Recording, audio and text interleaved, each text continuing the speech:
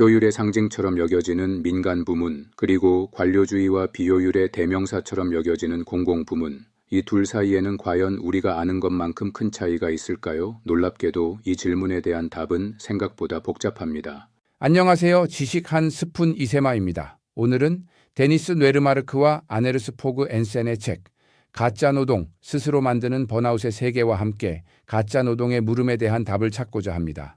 그 과정에서 해결책이 불러온 문제들에 대해 파고들어 보려고 합니다.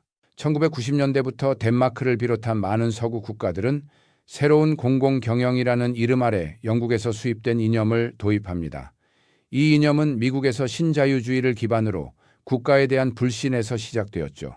국가를 통제하고 특히 경쟁을 통해 효율성을 높여야 한다는 생각에서요. 미국의 민간 부문에서 시작된 이 발상은 영국의 공공부문으로 다시 미국의 공공부문으로 돌아오면서 책임 경쟁이라는 기치 아래 정점에 달합니다. 1993년 빌 클린턴 대통령이 서명한 정부 운영과 성과 법안은 모든 정부 조직이 목표를 만들고 성과를 측정하도록 요구했죠. 이렇게 정치인들은 민간 부문의 시스템을 차용하여 정부를 운영하기 시작했습니다. 성과 기반 계약, 성과 연동 경영, 그리고 이 모든 것을 기록하는 정교한 시스템은 공공부문에 진출하기 훨씬 전부터 민간 부문의 표준이었습니다.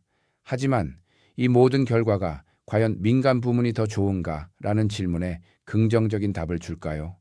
민간 기업들은 자신들이 관료제에서 벗어나 현대적이고 효율적인 조직이 되었다고 굳게 믿습니다. 하지만 하버드 비즈니스 리뷰의 설문에 따르면 전반적으로 관료제는 계속 늘어나고 있으며 감독, 관리, 경영직에 고용되는 사람의 수도 기하급수적으로 증가했습니다. 데이비드 그레이버의 저서 관료제 유토피아에서 묘사했듯 일부 거대 미국 기업들은 빠르게 성장하면서 공공부문 운영을 위해 발명된 수단들을 빌려올 정도로 복합적인 규모가 되었기 때문입니다. 많은 분들이 놀라실지 모르겠지만 영국의 한 연구는 민간 기업에 대한 일반적인 통념 중 일부가 실제로는 존재하지 않는 신화임을 보여줍니다. 민간 부문 역시 관료주의와 비효율성, 비합리성의 문제를 겪고 있다는 거죠. 우리는 공공부문이든 민간부문이든 이런 후광을 걷어내는 것이 좋다고 생각합니다. 새로운 시스템이 도입될 때마다 가짜 노동의 위험은 늘어납니다. 새로운 해결책이 오히려 더 많은 문제를 낳고 모든 것이 지지부진해지며 결국 규정에 의한 규정을 따르고 있다는 느낌만 남게 되죠. 하지만 이 미로 같은 관료제의 출구가 있습니다. 바로 해킹하는 겁니다.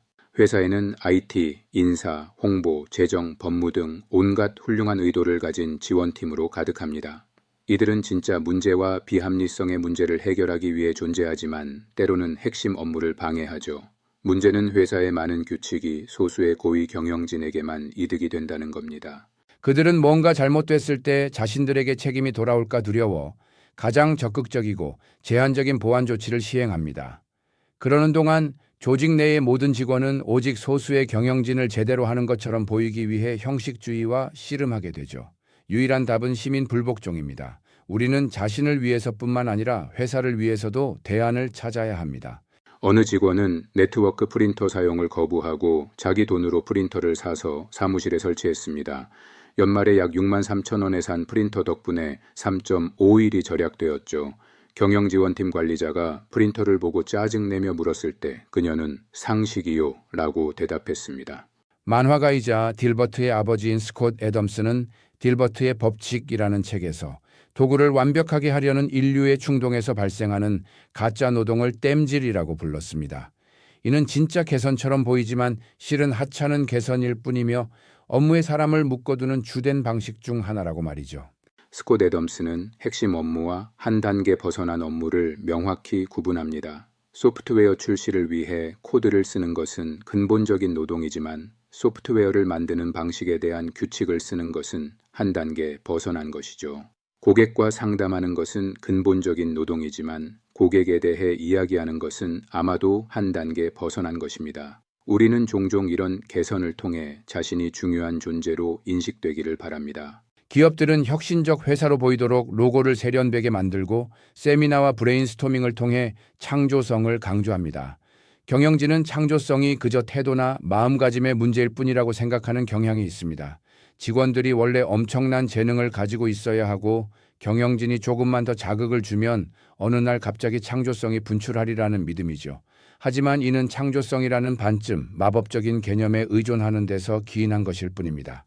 경영진은 소모적인 프로젝트로 인해 직원들이 몇 달 동안 가짜 노동을 하게 될 것이라는 것을 내심 알면서도 그렇게 합니다.